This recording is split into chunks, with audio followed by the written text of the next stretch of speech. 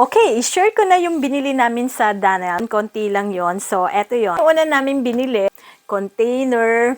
You can put sugar, coffee, tea bags, and anything you want. Oh, Christmas, may joy, kaya ako siya binili. Syempre, saan ka pa ba sa pangalan mong maganda? Next is placemat na red. Dati siyang 4 pounds, naging 2 pounds na lang. So, dalawa siya, and tatlo yung binili ko. Ayan. 1, 2, and 3. Yan.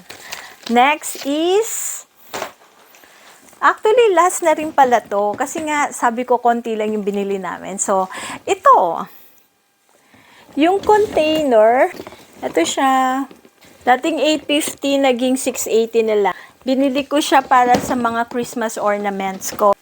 Thank you for watching guys, and pagsama sa akin dito sa aking Dunelm Tour and TK Maxx Tour, and dito na rin sa aking mini haul ng nabili ko sa Dunelm. Please don't forget to like, subscribe, and click the bell icon for more videos. Bye!